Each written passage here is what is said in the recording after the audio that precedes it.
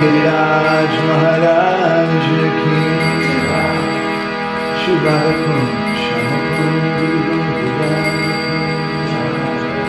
Kankaraj Bhagavatam ki Vaprema Nandi Hari Hari Shambhini Bhakti Vrinda ki Avaleshwara Shambhini Hare Krishna Avaleshwara Shambhini Avaleshwara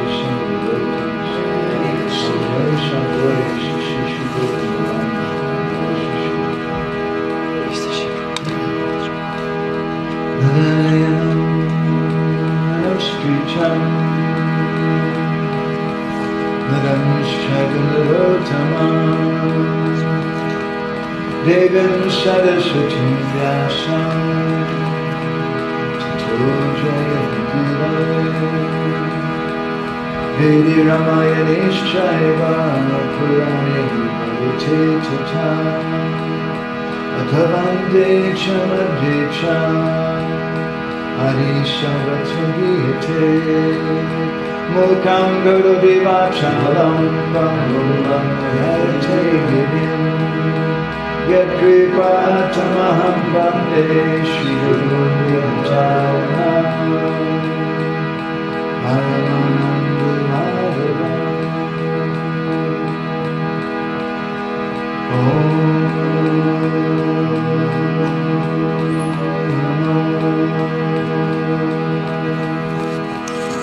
Bhagavate Vasudevaya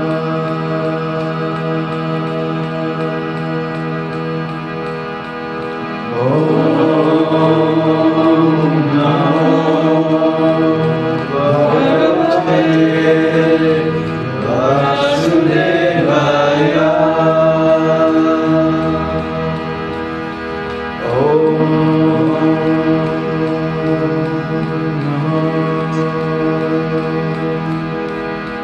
Bhagavate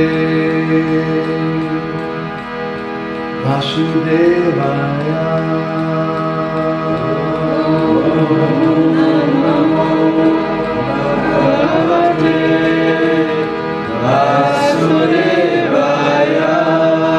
Om Namo Bhagavate Vasudevaya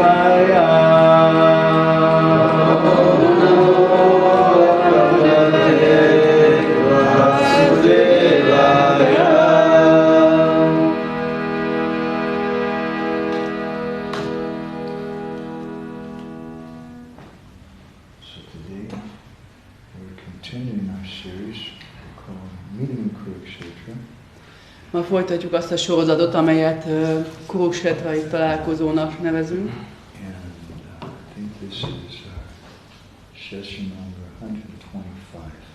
Ez a 125. rész lesz most. And today we're going to go ahead to the 96th chapter, 69th chapter, excuse me, of the 10th canto. 69. 69. 69. De nem tudom, milyen 69. Elnézést, próbálom küldeni ezt a linket. 69. vers, gondolom. It's going to be a little bit of a shift in our kata, starting from today. Mától kezdve egy kicsit máshogy csináljuk a katát. We've been hearing about some of Krishna's activities in Dwarka. Hallottunk kicsit Krishna különböző ketteléseiről Dwarkában. Primarily from the 10th canto and commentaries on it. Főként a 10. énekből és az ehhez fűzött magyarázatokból. With some things from Lalita Madhav. Pár dolgot a Lalita Madhavból is. But today we're going to begin to look at the Brihad Bhagavatamrita of Srila Sanatana Goswami. Tehát eddig 10. ének és Lalita Madhav, de hogy mostantól kezdve Sanatana Goswami Brihad Bhagavatamritájából fogjuk kicsit folytatni ez a 125. résztől kezdve. Once in Australia, some devotee approached Srila Prabhupada and they said, Prabhupada, we've heard that you said that you shouldn't read any books other than your books. Egy bakta egyszer Ausztráliában oda ment Srila Prabhupádhoz, és mondta neki, hogy Prabhupád, azt hallottuk, hogy azt mondtad, hogy semmilyen más könyvet nem szabad olvasnunk, csak a te könyveidet. And we shouldn't read the works of the previous acharyas. They asked Prabhupada this. Kérdezték Prabhupádtól, hogy mondták, hogy mintha azt hallottuk volna, hogy nem szabad olvasnunk az előző ácsájáinknak a műveit. And Prabhupada said, I've never said this. És Prabhupád mondta, én sosem mondtam ezt. Rather, you should read the works of the previous acharyas. Sőt, kell, hogy olvassátok az előző ácsájáink műveit. In one purport in the Madhya Lila, Srila Prabhupada even says that he, I'm quoting, false devotees think that reading the works of the previous acharyas is unadvisable. Sőt, van egy olyan magyarázata a Madhya Lilában, ahol Srila Prabhupada konkrétan azt mondja, hogy a hamis bakták azt képzelik, hogy nem szabad, false devotees think that is unadvisable, hogy a hamis bakták azt mondják, hogy nem tanácsos olvasni az előző ácsájáink műveit. And in his book, Srila Prabhupada gives a list of many different things that we should read. És a könyveiben Srila Prabhupada egy hosszú listát ad azokból a könyvekből, amelyeket mondja, hogy olvassunk el. One of which is the Brihad Bhagavatamrita of Srila Sanatana Goswami. Ezek közül az egyik Sanatana Goswami Brihad Bhagavatamrita. At the same time, we have a natural feeling of caution if we go to something other than Prabhupada's books. Ugyanakkor van egy természetes ilyen óvatosságérzés bennünk, amikor megyünk más könyvekhez, Prabhupád könyvein kívül. Is this okay? Ez rendben van? So I would suggest that just as in the Bhagavatam, in the second canto and in the fifth canto, there are different descriptions given of the universe. Én azt mondanám erről, hogy ugyanúgy, ahogy a Bhagavatam második és ötödik énekében, az univerzumból két különböző leírás található. But it's the same universe. De ugyanabból az But világegyetemről one of them van is being szó. described from the bottom, looking up, and the other is being described from the top, looking down. De az egyik az úgy írja le a világegyetemet, hogy alulról nézünk felfele, a másik pedig úgy, hogy felülről nézünk le rá. Gopi Pranadana Prabhu told me once that one of his favorite ways to study Srila Prabhupada's books was to read the commentaries of the previous acharyas and see what Srila Prabhupada took from them and what Prabhupada didn't take from them. Gopi Pranadana Prabhu egyszer azt mondta nekem, hogy az egyik legkedvencebb mód számára, hogy Srila Prabhupada könyveit tanulmányozza, az az, hogy megnézi, hogy az előző ácsárják mit mondtak ugyanerről a versről, és akkor utána megnézi még egyszer, hogy Prabhupada mit vett az előző ácsárják magyarázataiból át, és mihez nem nyúlt. I think that one of the reasons perhaps why we sometimes feel cautious in this way is because of a very basic principle of bhakti. Azt hiszem, hogy az egyik oka annak, hogy ilyen nagyon óvatosak vagyunk ezzel kapcsolatban, az egy nagyon alapvető elve a bhaktinak. It's described in the Upanishads, Acharyavan Purusho Veda, that if you want to understand Vedic literature, you can't do it except through your guru. Az Upanishadokban leírják, hogy mi volt? Acharyavan Purusho Veda, hogy nem lehet megközelíteni a védikus irodalmat, kivéve a lelki tanítómesteren keresztül. And therefore we have this concept of jumping over, which is a very offensive thing. Ezért van ez az elképzelésünk, hogy most átugrunk az ácsárjánk fején, ami egy nagyon sértő dolog lenne. But Srila Prabhupada wanted us to read these books. De Srila Prabhupada akarta, hogy olvassuk ezeket a könyveket. And as controversial as it may be in some places, Prabhupada also wanted us to think about them. És akármennyire ellentmondásosnak is van ez kikiáltva bizonyos helyeken, azt is akarta Srila Prabhupada, hogy gondolkodjunk ezeken a könyveken. And not just blindly repeat them.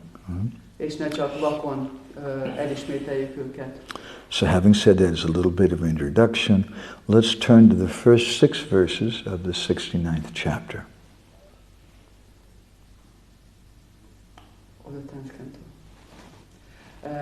Szóval miután ezt elmondtuk, akkor most forduljunk a 10. ének 6. fejezetnek 69. We want to... Can you tell me again which verse? 1 to 6. Chapter 69, text 1 to 6.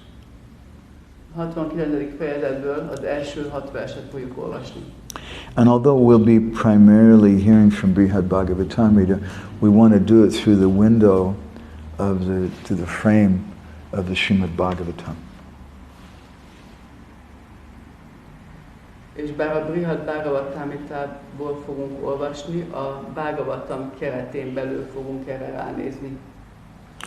Shisukuvacha narakam nihatam shrudva tatodvaham chayoshitam krishnanaikanya bahivan tadridikshu sranadadaha Chitram Braitadi Tadikina Vapusa Yugapat Pritak Griheshu Dvashta Sahasram Striya Eka Udavahat Ityutsako Dvaravatim Devasir Drashtam Agamat Pushpito Pavanarama Dvijali Kulanaditam Utfalenindavarам Boja Utfalindivaramboja Kalara Kumudot Palai Chiriteshu Sahasuchai Kujitam Hang Sasadasai Prasada Laksha Navabir Justam Spatika Rajatai Mahamarakata Prakyar Swanaratna Parichadai. Before I read the next verse, before we even read the translation, I want to give a little, mention one of the comments from Srila Sanatana Goswami. Mielőtt még akár a fordítását is, nemhogy a magyarázatát elolvasnánk ennek a versnek, szeretnék Sanatana Goswamitól megismételni valamit. These first 6 verses describe how Narada Muni came to, the first 5 verses describe how Narada Muni came to Dwarka. Ez az első 5 vers, ez azt írja le, hogy Narada Muni hogyan jött el Dwarakába. And then what he saw there. És mit látott? The 6th verse, the meter changes. És a 6. versben megváltozik a versnek a nem ritmus, hanem mi, hogy hívják ezt? Mértéke, köszi. And Sanatana Goswami says the reason why it changes is because Narada Muni, now he's entering into the inner part of Dwarka and he becomes really excited. És azt mondja Sanatana Goswami, hogy azért változik meg a versmérték, mert Narada Muni most eljutott Dwarakának a belső részébe, és nagyon izgatott most már. Vibhaktaratya patachatvarapanae salasa bibi ruchiram suralayi samsikta margana ganavita dehalim patat patakad vajavari tapatam. Shukadeva Goswami said, hearing that the Lord Krishna had killed Narakasura and had alone married many brides, Narada Muni desired to see the Lord in this situation. He thought, it's quite amazing that in a single body, Lord Krishna simultaneously married 16,000 women, each in a separate palace. Thus the sage of the demigods eagerly went to Dwarka.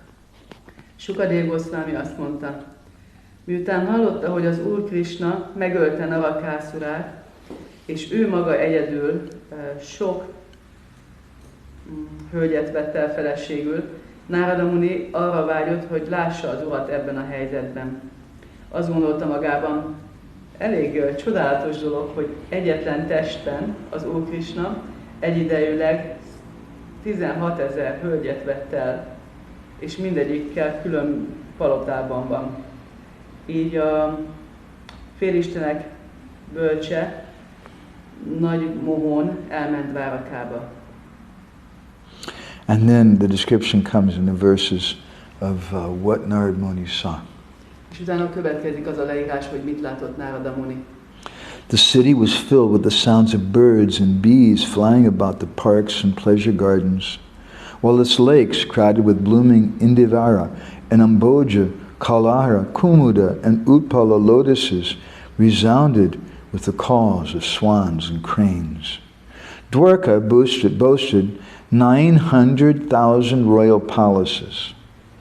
all constructed with crystal and silver and splendorously decorated with huge emeralds. Inside these palaces, the furnishings were bedecked with gold and jewels.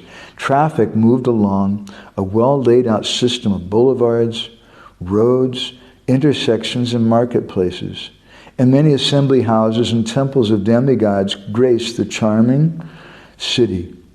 The roads, courtyards, commercial streets, and residential patios were all sprinkled with water and shaded from the sun's heat by banners waving from flagpoles. A várost megtöltötte a madarak és parkban és örömkertekben reddeső méhecskék hangja, míg a tavak, amelyeket Indivara, Ambódzsa, Kalára, Kumuda és Utpala lótuszok töltöttek meg, hangosak voltak a gémek és hattyúk hívásától, hangjától. Dwarka 900 000 királyi palotával büszkélkedhetett, amelyeket mind kristály, ezüst, amelyeket mindegyiket kristály, ezüst és hatalmas gyémánt, nem gyémántok, hanem smaragdok díszítettek, köszönöm. Ezeken a palotákon belül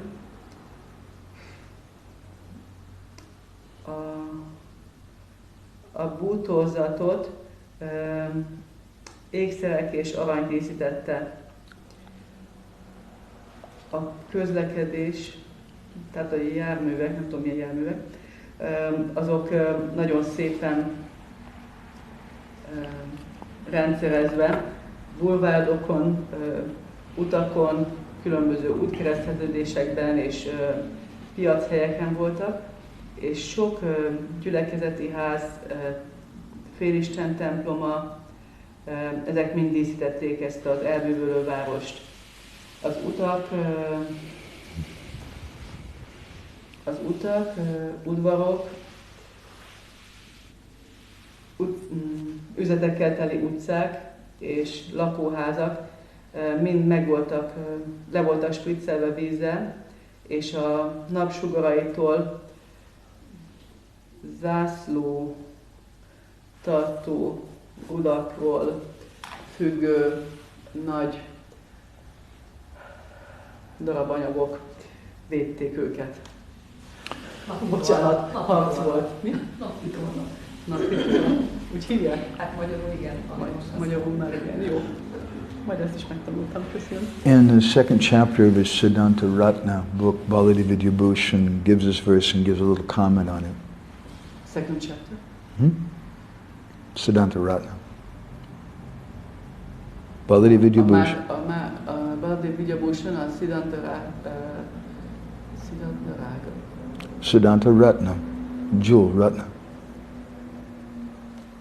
Baladi Vidyabhushan, a Siddhanta Ratna második fejezetében ezt a verset magyarázza. He says that we shouldn't think that this description is many days, but this is one day Narada Muni saw these things. Otherwise he wouldn't be so astonished. He'd be used to it. Azt mondta, hogy ne gondoljuk azt, hogy ez a leírás, ez hosszú napok következménye, tehát ezt napokon keresztül látta, hanem hogy azért volt annyira elbámulva, vagy azért művölt el ennyire ez a kép, mert ezt egyszerre látta, az első napon egyszerre. And Vishwanath Chakravarti Thakur explains why Narada Muni was astonished. És Vishwanath Chakravarti Thakur elmondja, hogy miért lett ez ekkora hatás Narada Munira. Narada Muni's been to Vaikuntha before. Miért csodálkozott ennyire, amikor volt ő Vaikuntán korábban? Narada Muni's seen so many sages and rishis who can expand themselves. Annyi bölcsed és risit látott, akik ki tudják terjeszteni magukat. So why is he astonished? Miért van az, hogy ennyire meg van hökkenve? Vishwanath says that he's seen rishis like Subari Muni. Vishwanath Chakravarti Thakur azt mondja, hogy látott olyan bölcseket, mint például Subari Muni, who can expand themselves into different bodies. Aki ki tudja terjeszteni magát más testekbe. But all those bodies have to be doing the same thing. De ezek a testek, amikbe kiterjeszti magát, ezek a testek mind ugyanazt csinálják. And now he's seeing Krishna, who's doing completely different things in different places. Most pedig Krishnát látja, aki különböző testekben, különböző helyeken, különböző dolgokat csinál. And Srila Sanatana Goswami gives a long description of what Krishna was doing in different palaces when Narada Muni visited. És Srila Sanatana Goswami egy hosszú leírásod arról, hogy Krishna mi mindent csinált a különböző palotáiban, amikor Narada Muni meglátogatta őt. He says that in one place Krishna was doing a fire yajna. Azt mondja, hogy az egyik helyen tűzáldozatot végzett. In another place he was embracing his sons. A másik helyen a fiait ölelte.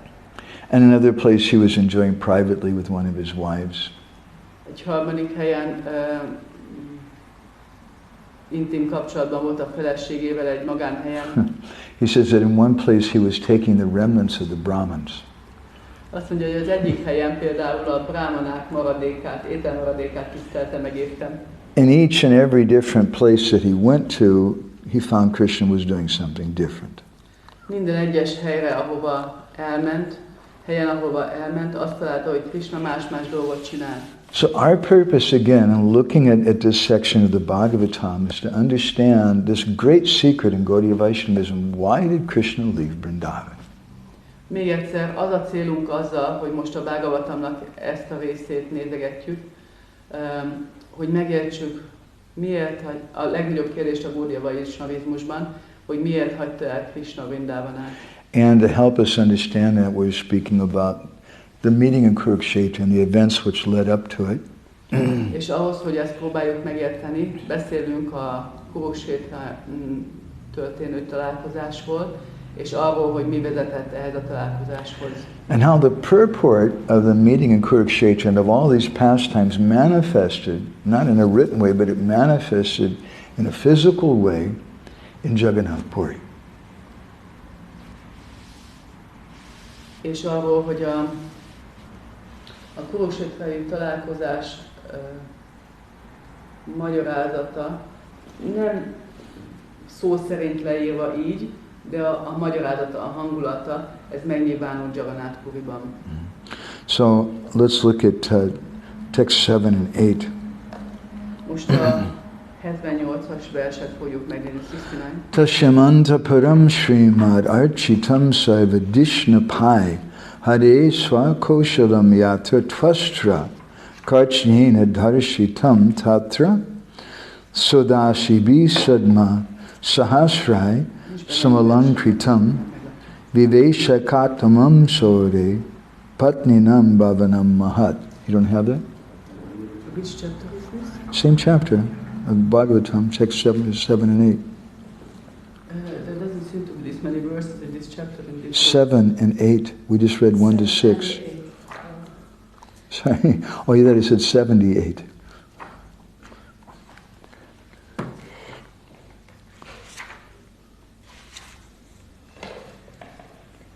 Okay.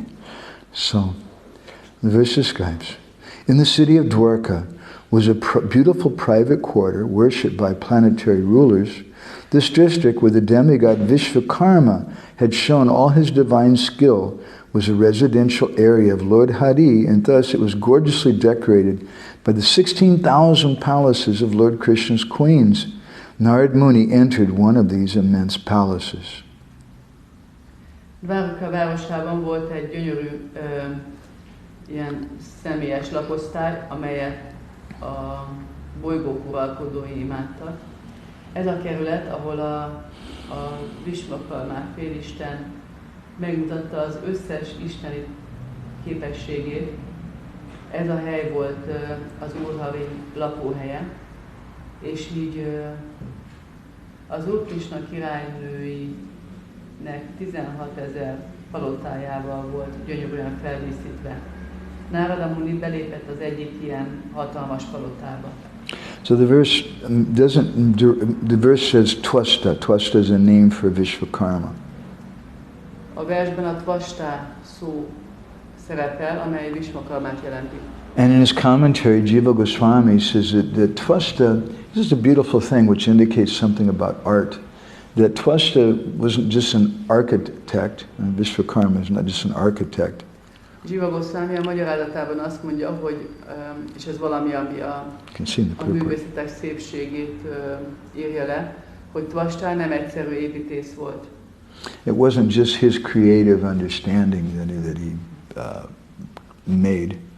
Nem csak a saját művészi látásmódját valósította meg, but Vishvakarma manifested the expertise of the Lord. Hanem az Úrnak a szakértelmét nyilvánította meg. So in that sense, art is something mystical. Ebben az értelemben a művészet valami misztikus dolog. And that's why we see throughout history, this is a little side note, that the churches and religions have always been the greatest proponents and supporters of art. És egy kis mellékes hozzáfűzés, hogy ezért látjuk a világtörténelem során, hogy a vallások, a templomok mindig a művészetek legnagyobb pártfogói voltak és propagálói. Da Vinci and Michelangelo, they were making paintings for the churches. Da Vinci vagy Michelangelo, ők a templomok számára. Beethoven and Bach were writing music for the churches. Festményeket, Beethoven és Bach pedig nekik írta a zenét. So that divine inspiration means when someone understands the mood of the Lord.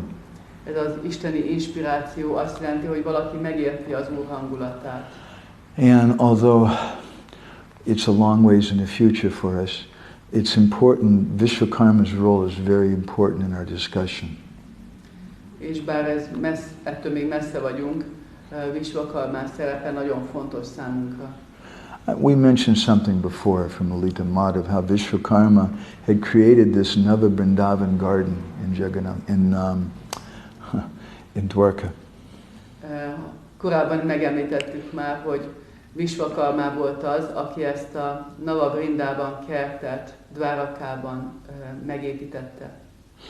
And in Krishna book, Prabhupada speaks about it. Krishna könyvben Prabhupada beszél erről. It says the architectural plans were made personally by Vishvakarma, the engineer of the demigods, and in the construction of the palaces he exhibited all of his talents and ingenuity. Last line in the purport.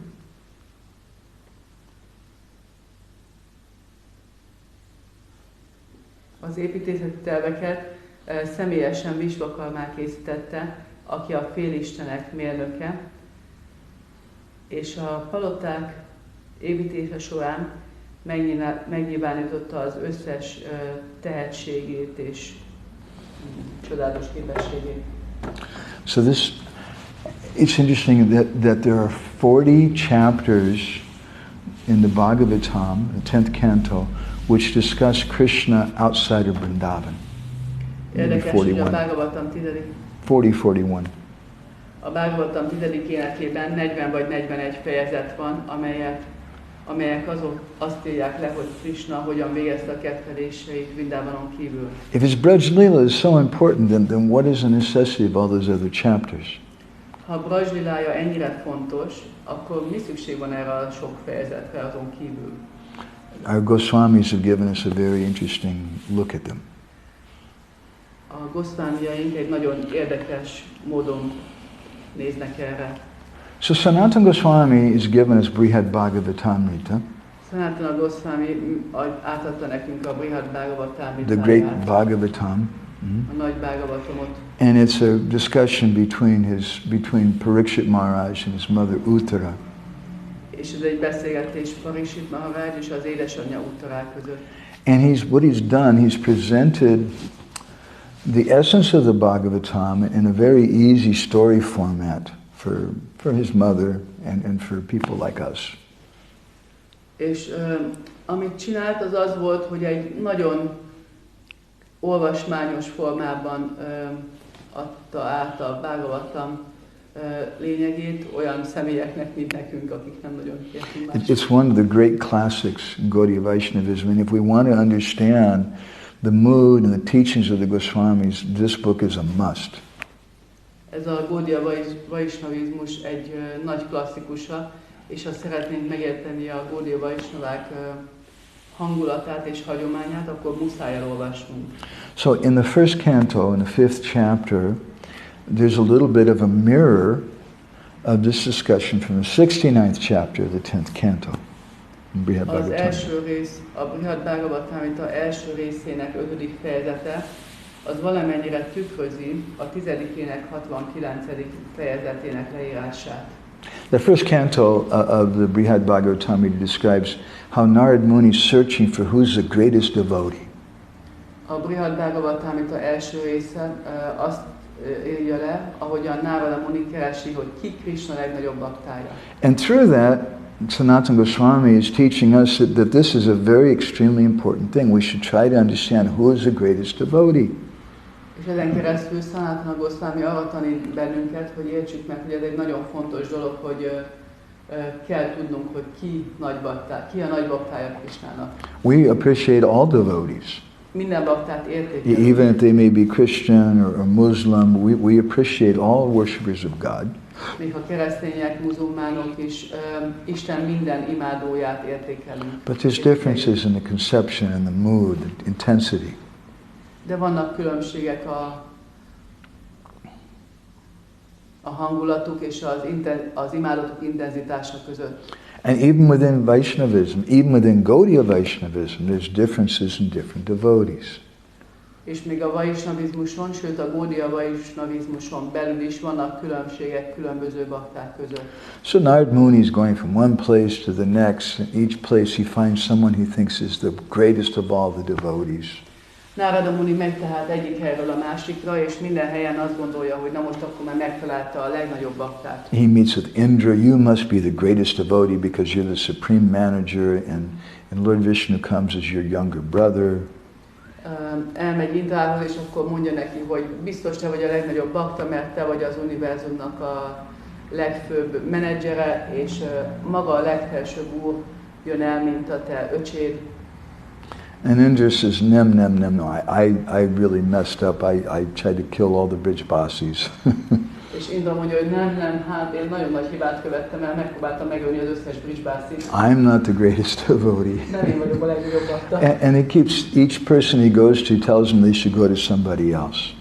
És így minden személy, akihez megy, minden bakta elmondja neki, hogy menjen valaki máshoz. And finally he goes to Hanuman. Végül eljut Hanumánhoz. And Narada Muni becomes ecstatic. You are the greatest devotee of Lord Ramachandra. És Narada Muni extázisba kerül és mondja, hogy te vagy a legnagyobb baktája az Úr Ramachandrának. And then Hanuman says, nem. És Hanumán mondja, hogy nem. I'm not the greatest devotee. Nem én vagyok a legnagyobb bakta. He says, the greatest devotees actually are householders. Azt mondja, hogy a legnagyobb bakták, ők családosok. He says, the Pandavas, they're the best devotees. Legjobb bakták a pándavák. And don't think that because you and I are brahmacharis, Hanuman and Narada Muni are like the greatest of the brahmacharis, that we're better than them. They're much more exalted than us. És ne gondold, hogy azért, mert mi brahmacharik vagyunk, ugye Hanuman és Narada Muni mind a kettő brahmachari, akkor mi vagyunk a legfejlettebbek, a pándavák sokkal nagyobb bakták nálunk. And Hanuman, he preaches to Narada Muni, he says, don't become offensive and puffed up and start thinking these guys are just in Maya because they're householders and we're better because we're brahmacharis. És Hanuman kezd prédikálni Narada Muninak, hogy ne legyél felhúvalkodott, és ne gondold azt, hogy mi magasabb rendűek vagyunk, mert brahmacharik vagyunk. Ezek a családosok, pándavák például pedig csak elesettek. He said, I know. Yudhishthira lives in a huge palace. He has more opulence than Indra. Tudom, hogy Yudhishthira Maharajnak van egy hatalmas palotája és több gazdagsága, mint Indrának. And the Pandavas married Draupadi, who's like the original Miss Universe. A pándavák meg elvették feleségül Draupadit, aki olyan, mint az eredeti Miss Világegyetem. But actually, he's not attached to Draupadi at all. De valójában egyáltalán nem ragaszkodik Draupadihoz. Nor is he attached to his brothers. És a fivéreihez sem. Nor is he attached to his opulent city. És a fenséges városához sem. He's not attached to those things for himself. maga miatt, a maga szemszögéből nem ragaszkodik ezekhez. But he has great attachment to those things because they're lovers of Krishna. De nagyon nagy ragaszkodása van ezekhez a személyekhez, mert ők nagyon szeretik Krishnát. He loves Draupadi and he loves his brothers because he's so attached to Krishna. Imádja Draupadit, nagyon szereti a testvéreit, mert mindannyian annyira ragaszkodnak Krishnához. In this way, in Brihad Bhagavatamrita, Sanatana Goswami gives us a lesson about personalism. Ilyen módon ad nekünk egy kis tanítást a Brihad Bhagavatamritában Sanatana Goswami a személyességről. And how sometimes impersonalism appears in the conception of the mood of celibacy. És arról, hogy néha a cölibátus hangulatában megjelenik a személytelenség. So then the Panditas, they tell him, no, we're not the greatest devotees either. Itt aztán a Pándavák azt mondják Narada Muninak, hogy hát nem mi vagyunk a legnagyobb bakták. But the Yadavas, the members of the Yadu dynasty, they're the greatest devotees. Hanem a Jádavák, a Yadu dinasztia tagjai, ők a legnagyobb bakták. And so Narad Muni goes running to Dwarka to meet the members of the Yadu dynasty. És akkor Narada Muni rohan Dwarkába, hogy találkozzon a Jádavákkal. And this is our introduction to this 5th chapter of the 1st canto of Brihad Bhagavatamrita. This is the introduction. Yeah. És ez a bevezetése a Brihad Bhagavatamrita első része 5. fejezetének. And Narad Muni, when he arrives, he teaches us a simple principle that we should appreciate the devotees, we should glorify the devotees. És Narada Muni, amikor megérkezik, akkor egy egyszerű elvet tanít nekünk, hogy tiszteljük és imádjuk a baktákat. Sometimes we forget that principle. Néha mi elfelejtjük ezt az elvet. Because we see some of the devotees, they're not perfect. Mert látjuk, hogy vannak olyan bakták, akik nem tökéletesek. They didn't shave. Nem borotválkoztak. Or they can't pronounce Sanskrit perfectly. Vagy nem tudják kiejteni a szanszkrit verseket. Or they're wearing shorts and a blue shirt in the temple room. You're not supposed to wear blue. És shortban vannak, vagy kék ruhát viselnek a templomszobában, amit ugye nem szabadna hordani a templomban. And there's unlimited things faults we can find with devotees. És végtelen sok hibát vagyunk képesek találni a baktákban. But throughout the Brihad Bhagavatamrita, Narad Muni doesn't look for the faults. He becomes really excited and glorifies the wonderful qualities of the devotees. De a Brihad Bhagavatamrita során Narada Muni ennek ellentéteképpen éppen, hogy nagyon dicsőíti az összes baktát, és próbálja találni a legjobb bakták közül. And that glorification of the devotees is such an important activity of bhakti that Chaitanya Mahaprabhu also does it. A bakták dicsőítése egy annyira fontos, odaadó cselekedet, hogy Chaitanya Mahaprabhu maga is teszi ezt. It's our way to become free from the envy in our hearts. Mert ez az a módszer, amivel meg tudunk szabadulni a szívünkben levő irítségtől. And to get the mercy of the Lord and His devotees. És amivel meg tudjuk kapni az Úr és az ő baktái kegyét. Because the Brihad Naradiya Purana describes. A Brihad Naradiya Purana ezért leírja. Bhakti stu bhagavad bhakti sangena parijayate. That bhakti comes from the devotees. Hogy a bhakti a baktáktól jön. So, in text number 101, Narad Muni, when he arrives in Dwarka, he's so ecstatic, he's like jumping up and down and glorifying the members of the Yadu dynasty. Szóval ez az 1-5-101-es vers a Brihad Bhagavatamritából, ahol Narada Muni extázisba kerül, és felleugrál, és dicsőíti Aho alam slagya tamam yado kulam chakasti vaikunta nivasito piyat manusha loko yadanugrahadayam vilangya vaikunta mataiva rajate. He says, he indicates he's really excited. Ez az ahó, ez azt mondja, hogy nagyon-nagyon izgalomba jött. So the members of the Yadu dynasty, they're slagyatamam, they're the most praiseworthy persons. Azt mondja, hogy a Yadu dinasztia tagjai a legdicséretre méltóbb személyek. They're chakasti, they're so effulgent. Nagyon ragyogóak. He says, Chakasti Vaikuntha Nivasi Topya, they're more effulgent than the residents of Vaikuntha. Még jobban ragyognak, mint Vaikuntha lakói. Narada Muni knows, he's been to Narada Muni Vaikuntha. ezt tudja, mert ő volt ott. He says that Manusha Loko Yadanugrahadayam, by your mercy, by the presence of the members of the Yadu dynasty, this Manusha Lok, this planet of men, has become more glorious in Vaikuntha. A Yadu dinasztia tagjainak jelenléte miatt ez a föld, bolygó most dicsőségesebbé vált, mint a Vaikuntha bolygók. Why are the devotees glorious? Miért dicsőségesek a bakták? Not just because they have an official title, Nem azért, mert van egy hivatalos titulusuk, or even because they were initiated by an exalted Vaishnav. és nem is csak azért, mert egy emelkedett Vaishnavától kaptak avatást, But Rupa Goswami explains in Upadeshamrita, hanem Rupa Goswami elmagyarázza az Upadeshamritában, Krishneti yashigaritam manasadriyeta, because they're chanting the holy names. azért, mert éneklik a szent nevet. Dikshashti chet pranati bishcha bhajantam isham, because they're worshipping the Lord. Mert imádják az Urat. Shushushaya bhajana vigyam, because they're expert in worshipping the Lord. Mert szakértők abban, hogy And especially nindadi shunuhidam. Their hearts are free from the propensity to criticize anyone else. és azért, mert a szívük mentes az irítségtől, és attól, hogy kritizáljanak másokat. So Narada Muni goes on his many verses describing, glorifying the Pandavas.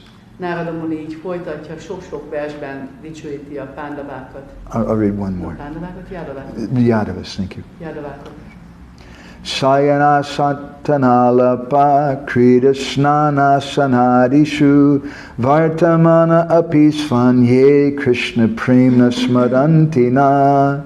He says, shayana while they're sleeping, Amikor alszanak, asana while they're sitting, atana while they're walking, sétálnak, alapa while they're speaking, beszélnek, krida while they're playing, they also play, amikor játszanak is, snan while they're bathing, amikor fürdenek, asana while they're eating, amikor esznek, whatever they're doing. bármit is csinálnak, They're all completely absorbed in ecstatic love for Krishna. bármit is csinálnak, mindannyian teljesen el vannak merülve a Krishna iránti extatikus szeretetben. And he says, so much so that swan means their own possessions and family. Olyannyira, hogy a saját családjuk, Smarantina, they can't even remember their own bodies, their car, their house, their wife, or their children.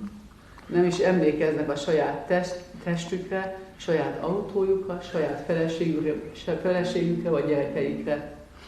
And Sanatana Goswami in his commentary, he says that he indicates something interesting too, that this Brihad Bhagavatamrita is not just his creative idea.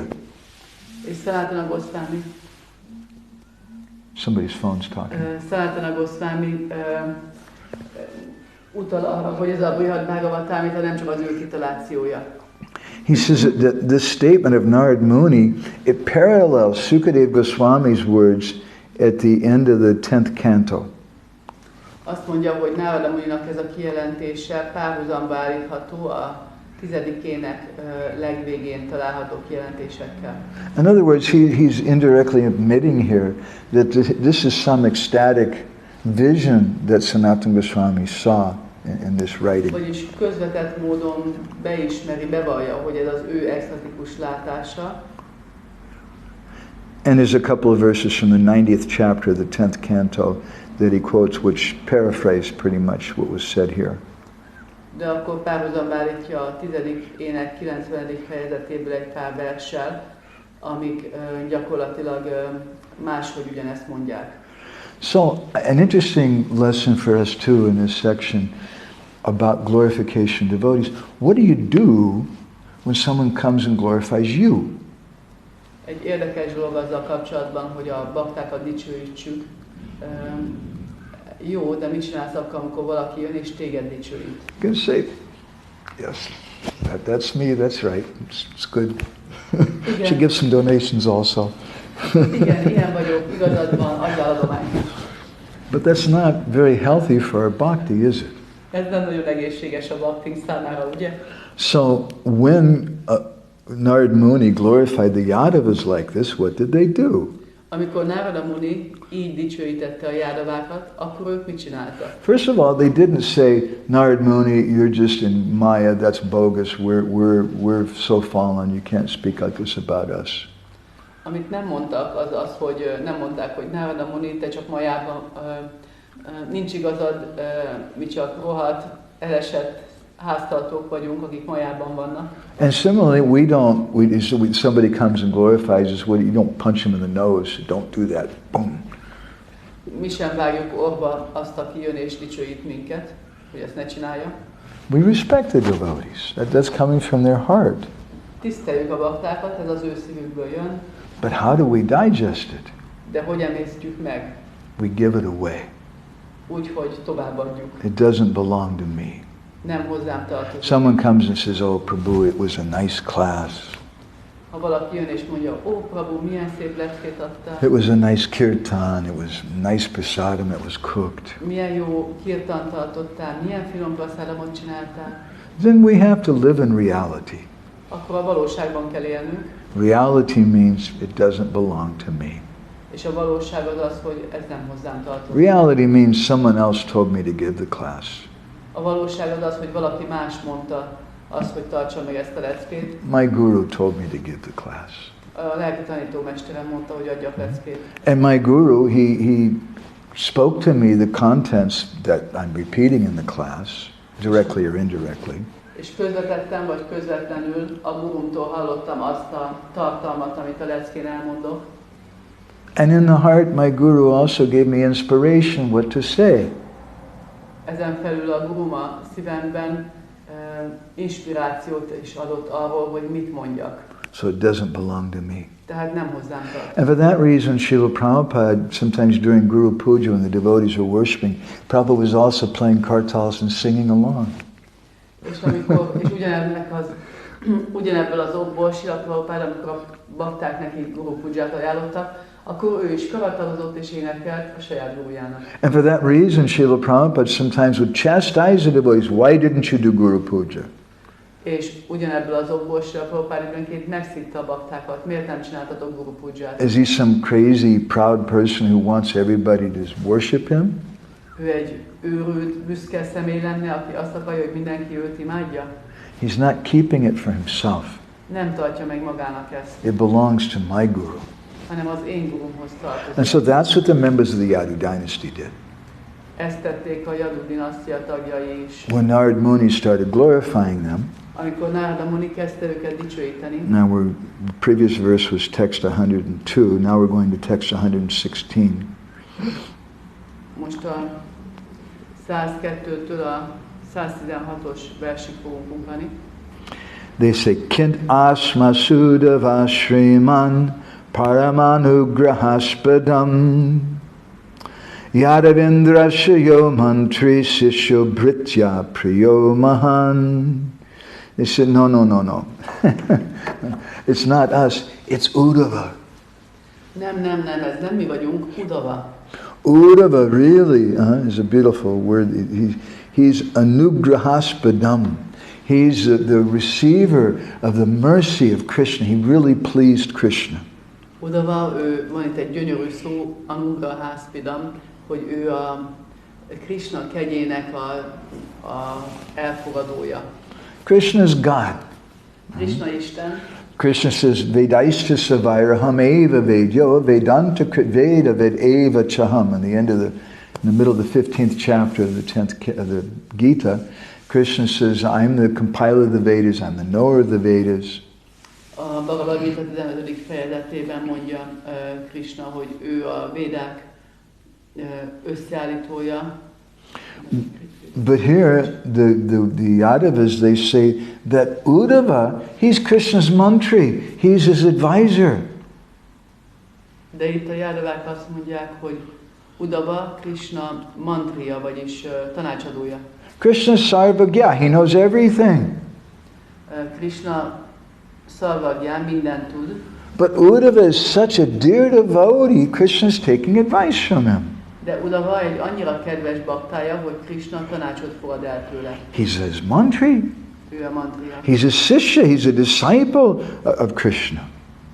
És Krishnának a tanítványa. He's a britya, he's a servant of Krishna. Krishna szolgája, britya. He's Priya Mahan, he's very, very dear to Krishna. Nagyon-nagyon kedves Krishnának. And he says, so Uddhava is with Krishna all the time. Uddhava mindig Krishnával van. When Krishna's taking his meal, he also stays there.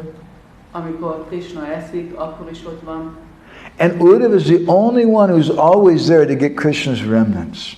És Uddhava az egyetlen, aki mindig ott van, hogy megkapja Krishna maradékát. And Uddhava, he massages Krishna's lotus feet. Uddhava masszírozza Krishna lótuszlábát. He goes to sleep with Krishna's feet on his lap. Úgy alszik el, hogy Krishna lába ott van a mellkasán. And when Krishna goes out to do some confidential things, which Vishnu Chakravarti, Sanatana Goswami says, is like when Krishna went to visit Kubja. És amikor Krishna elmegy, hogy olyan bensőséges dolgokkal foglalkozzon, Sanatana Goswami itt a Kubjánál tett látogatását említi. Uddhava goes with him. Akkor Uddhava még oda is vele megy. Uddhava is such a great devotee. Uddhava annyira nagy bakta. And he says that what can we say about Uddhava? Mit mondhatnánk Uddhaváról? And he uses the word Batula Prapa, Kilayamevam. Batula means insane. Batula azt jelenti, hogy őrült. That from his childhood, Uddhava has been so absorbed in worshiping Krishna that people called him a madman. Hogy gyermekkorától kezdve annyira el van merülve Krishna imádatában Uddhava, hogy az emberek bolondnak nevezik. So when Narada Muni heard all this, Narada Muni became really, really excited. Szóval amikor Narada Muni ezt meghallotta, akkor nagyon-nagyon izgalomba jött. Narada Muni, this is the way we should be. We want to meet devotees. Ilyennek kell nekünk is lenni. Akarunk baktákkal We want to találkozni. glorify devotees. Akarunk baktákat dicsőíteni. Probably the devotees have some mistakes they do or something. És biztos van a baktáknak valami hibája, valami, amiket rosszul csinálnak. But in comparison to the exalted things they're doing, chanting the holy names and worshiping the Lord, we don't even pay attention to it. De ahhoz képest, hogy ők éneklik a szent nevet, imádják az Urat, ezek annyira jelentéktelenek, hogy ezt nem is veszük észre. So Narada Muni got up and he started to run to go meet Uddhava. Narada Muni felkelt és szaladni kezdett Uddhavához. And then Ugrasena, who was the leader of the Yadavas, he said, hey, Narada Muni, before you go, let me give you a little advice. És akkor Ugrasena, aki ott volt a Jádavákkal, mondta neki, hogy Narada, várj egy kicsit, hadd adjak egy kis tanácsot. He said, every other devotee is cheated by Krishna. Azt mondta neki, hogy minden más baktát becsapott Krishna. Cheated because they can't always be with Krishna. Úgy csapta be őket, hogy nem lehetnek mindig Of course, Krishnával. to teach us that we're not really ever separated from Krishna, Chaitanya Mahaprabhu came and gave us the holy name. De hogy megtanítsa nekünk, hogy valójában sohasem vagyunk külön, vagy sohasem vagyunk távol Krishnától. Chaitanya Mahaprabhu eljött és átadta nekünk a szent nevet. He says, but Uddhava, he's always with Krishna. He's never cheated. De Uddhava mindig Krishnával van. Őt soha nem csapja be Krishna ilyen módon. So when you go to Uddhava, can you do me a favor? Szóval amikor elmész Uddhavához, megtennél egy szívességet nekem? Can you tell Uddhava that Krishna's time, and he's supposed to meet all of us here, it's past, and Krishna should come. Mondd meg neki, léci, hogy Krishna ideje, amikor el kellene jönnie ide, hogy találkozzon velünk, ez már lejárt, most már itt az idő, hogy jöjjön. Uddhava should please bring Krishna with him. És hogy Uddhava legyen kedves, hozza el magával Krishnát ide This hozzá. is Vaishnava behavior. Ilyen a Vaishnava viselkedés. We appeal to the great devotees to come because when they come, they bring Krishna with them. Könyörgünk a nagy baktáknak, hogy jöjjenek el hozzánk, mert amikor ők jönnek, akkor jön velük Krishna. In the form of the holy name, in the form of Krishna Katha. A szent név a Krishna Katha formájában. So then Narad Muni, so excited, he goes running to meet Uddhava. Narada Muni akkor annyira izgalomba jött, hogy akkor szaladt Uddhavához. And Narad Muni, he'd been to Dwarka before. He knew the side streets and the back alleys and the shortcuts and things. Narada Muni ugye volt már Dwarkában korábban is, ismerte az utcákat, a mellékutcákat és a helyeket, ahol így le lehet vágni a sarkot. And Sanatana Goswami says that Narad Muni was so excited to meet Uddhava that sometimes he fell down unconscious on the way. És Sanatana Goswami azt mondja, hogy Narada Muni annyira izgatott lett, hogy akkor most fog találkozni Uddhavával, hogy időnként útban odafele elájult. Other times he was running. Máskor rohant. And sometimes he would trip and fall down on the ground. Néha megbotlott és elesett. Other times he would become stunned and just stand there motionless. Máskor megmerevedett az extázistól. Sometimes his body would start shaking and trembling. Néha reszketni kezdett a teste. Other times he would fall down and roll on the ground. Máskor hempegett a földön. Sometimes he would start weeping and crying. Volt, hogy sírva fakadt. Sometimes he was shouting and jumping up and down. Volt, hogy fel alá ugrált és kiáltozott. And sometimes he started singing and dancing. Máskor pedig énekelni és táncolni kezdett. And this way all the different manifestations of love of God were manifest in the body of Narad Muni. Ilyen módon az Isten szeretet minden különböző jelen megnyilvánult Narada Muni testén. This is what it means when we go see devotees. Ezt jelenti, hogy elmegyünk találkozni baktákkal. Especially we go to see some exalted Vaishnava. Főként, ha valamilyen emelkedett Vaishnavával találkozni. That day, Krishna was, for some reason, Sanatana Goswami, he says, Adare dehale prante. That day, for some reason, Krishna was disturbed. És Sanatana Goswami azt mondja, hogy aznap valami miatt Krishna zavart volt. And he was sleeping in the inner chamber. Sometimes when we get really disturbed also, we just want to sleep. We don't want to see anybody. És az egyik belső szobában pihent, aludt. Néha mi is, amikor valami zavar minket, akkor csak aludni akarunk, nem akarunk tudni a világról. So Uddhava understood Krishna needs some private time. Uddhava értette, hogy Krishnának szüksége van egy kis magánidőre. Apparently Krishna has issues also. Úgy tűnik, hogy Krishnának is vannak ügyei. Not like our issues, but... Nem olyanok, mint nekünk. So Uddhava left him to give him some space. Uddhava ezért magára hagyta, hogy adjon neki egy kis teret, egy kis helyet. And then Uddhava went and sat down on the edge of the palace. És Uddhava utána kiment és leült a palota szélén. And Sanatana Goswami says that he was joined there by Balaram, És Sanatana Goswami azt mondja, hogy ott csatlakozott hozzá Balaram, Devaki, Rohini, Devaki, Rohini, and Krishna's queens like Rukmini and Satyabhama. És Krishna királynői Rukmini és Satyabhama. And other ladies, including Kamsa's little crazy mother Padmavati. Más hölgyek is odajöttek, köztük Padmavati, Kamsa's little crazy mother. Kamszának a kicsit őrült anyukája. And when Narad Muni arrived, they found all of them were in shock. És amikor Narada Muni megérkezett, akkor azt találta, hogy mindannyian sokkos állapotban. Why were they in shock? Miért? Because Krishna's depressed. Azért, mert Krishna depressziós volt. I mean, if you really depend on another devotee, Ha nagyon függsz egy másik baktától, maybe you really depend on Nitai Bhavana Prabhu, and then you come to the restaurant and you see he's just really depressed and having a bad day, then it's very hard for you if you really depend on him. Hogyha nagyon függtök például Nitai Bhavana Prabhutól, és egy nap jöttök, és bejöttök az étterembe, és látjátok, hogy így összehúzza magát, és ilyen depressziósan ül egy sarokban, akkor az nagyon nehéz lesz nektek, mert tényleg függtök tőle. What does it speak if you go and you see your Guru Maharaj and your Guru Maharaj is crying and is depressed? Oh my God! Nem beszélve arról, ha mondjuk a Guru Maharajatokat látnátok így, hogy sír és depressziós. So the devotees, they were in shock.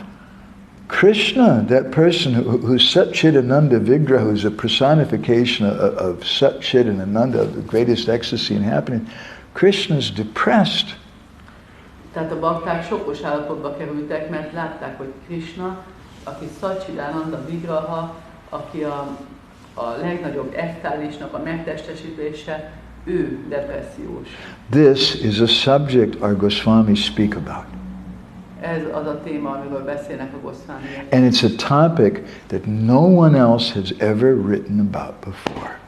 És ez egy olyan téma, amiről soha senki korábban ő előttük nem írt. We know from Shastra that Krishna, that God is Atmaram and Aptakam, he's completely self-satisfied and completely happy. Tudjuk a sásztából, hogy Krishna Átmarám és Áptakám, hogy teljesen elégedett és boldog.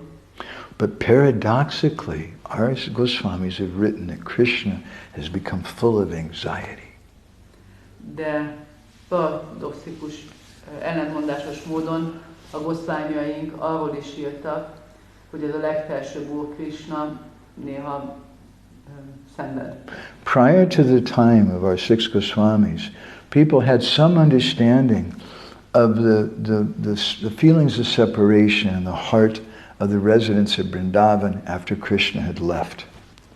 A hat Goswamiaink idejéig az embereknek volt valamilyen elképzelése arról, hogy miután Krishna elhagyja Vrindavanát, Vrindavan lakosai az elkülönülés fájdalmától szenvednek. But what no one knew about was the feelings of Krishna. De amiről senki nem tudott, az Krishna érzései. And Krishna describes in Bhagavad Gita, és Krishna leírja a Bhagavad Gitában, Yeyatam mam prapadyante tam sataiva bhajamiham. As someone approaches me, I reciprocate accordingly. Hogy ahogy valaki megközelíti őt, ő úgy fog viszonozni. So, what was Krishna feeling? Mit érzett tehát Krishna? The gopis were crying in separation from him. A gópik sírtak a tőle való elkülönülés fájdalmában. And we're about to enter into a very private chamber, a chamber of the heart of Krishna. És most mindjárt be tudunk lépni egy nagyon bensőséges helyiségbe, ami Krishna szíve. A secret chamber with our six Goswamis took and unlocked and let us go inside to see.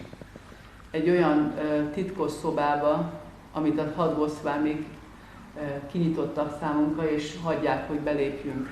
So in our next sessions we're going to be hearing about those feelings of Krishna. A következő pár részben Krishna érzéseiről fogunk hallani. And how important those are in context with the meeting in Kuruksetra and with Chaitanya Mahaprabhu's lila. És hogy ezek az érzések, Krishna érzései mennyire fontosak, hogyha összefüggésbe akarjuk őket látni, a kuruksetrai találkozás és a Chaitanya Mahaprabhu ketteléseinek tekintetében. So we've gone a long ways in this discussion today. Ma elég hosszú utat tettünk meg. But if we go any faster, then we won't be able to see where we're going, what's happening. De hogyha ennél gyorsabban mennénk, akkor nem lennénk képesek látni, hogy mi történik, hogy hova megyünk. Because the beauty of the journey is not just in the arrival. Mert az út szépsége nem csak a megérkezés. But the beauty of the journey we learn from so many different things that we see along the way. Hanem az is az út szépsége, hogy annyi mindenből tanulunk, amit az úton látunk. Otherwise it's not really a journey. Különben nem valódi út. So I'd like to stop there. Most megállunk. And if anybody has any reflections or comments or anything, corrections. Ha van valakinek questions? Hozzáfűzése, kérdése, kijavítása, javítás. Everybody's stunned.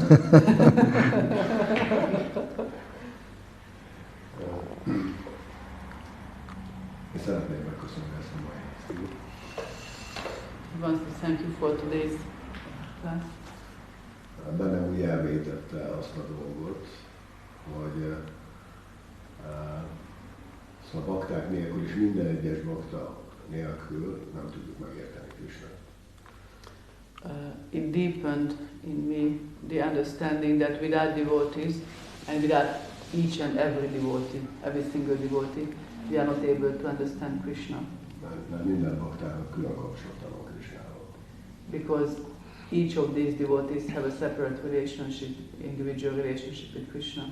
És hogy múlónak kell arra lennünk, hogy mindenkit értsünk. And therefore we need to be greedy to understand everyone.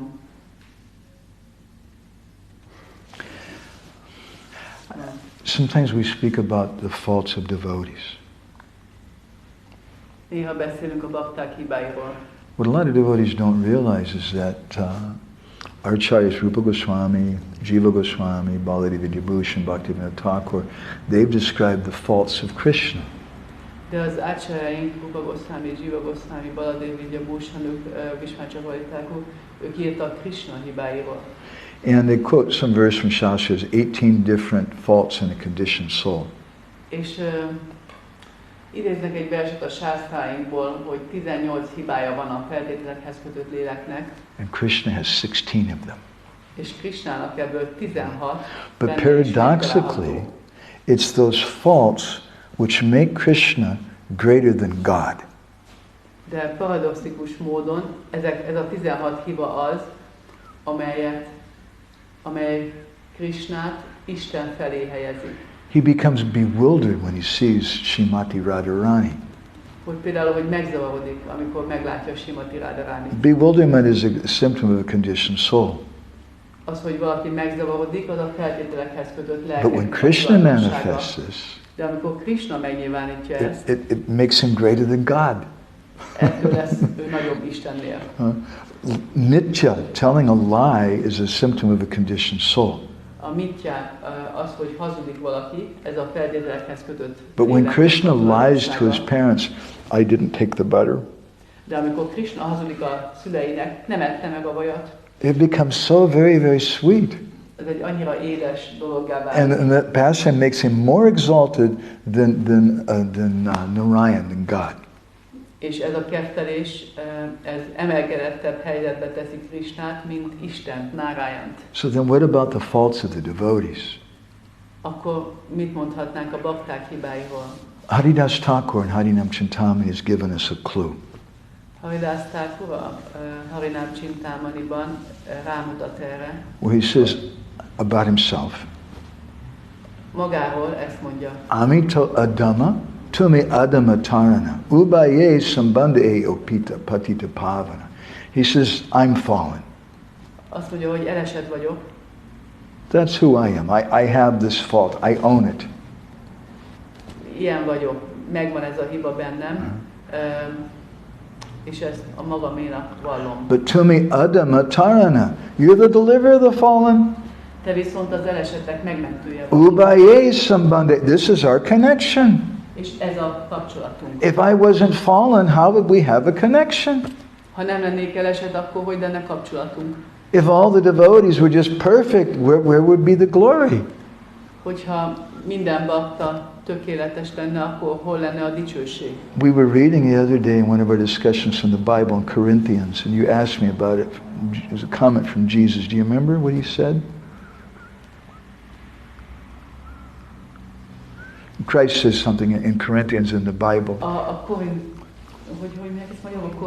Korintosziaknak szóló levelében Jézus mond valamit, és most olvastuk a Bibliából egyik nap, és most nem emlékszünk, hogy mi is volt az pontosan. I can't remember. He said, but I am with you in your faults. De a lényege az volt, hogy veletek vagyok a hibáitokon át. The faults of the devotees are also a beautiful thing. a bakták hibái is gyönyörűek. So we should never look at the faults, so we should look at the good qualities. Sosem nézzük a hibáikat, mindig nézzük a jó tulajdonságaikat. And we should stop there. We're a couple minutes over. És most álljunk meg, mert két percet késtünk már. So until we come back next time. Amíg vissza nem érünk. In a couple of weeks, I think. I don't know if we'll have this. We'll have another session on the road about this. Nem tudom, hogy útközben lesz-e lehetőségünk folytatni ezt. We're going to Czech for Balaam's appearance day, and then to Germany for Janmashtami. Csehországba megyünk Balaam megjelenés napjára, és utána Janmashtami-ra. I was just thinking it through that we're going to be in Golopadam on next Tuesday. In the morning you will give class, in the evening there will be full on program. And then the next Tuesday after that, the following Tuesday, we will be arriving back to Budapest. Yeah, I'm not going to do this there. So I guess we'll do it when we come back again. Anyway, thank you all very much. Grantara Srimad Bhagavatam ki, Srila Prabhupada ki, Samaveda Bhakta Binda ki, Premanandi, Vancha Kalpatarubhyas cha, Kripa Sindhu Bheva cha, Paritanam Kavanubhyo, Vaishnavebhyo Namo Namaha, Nanda Kori Vaishnava Binda ki jai. Srila Prabhupada ki jai.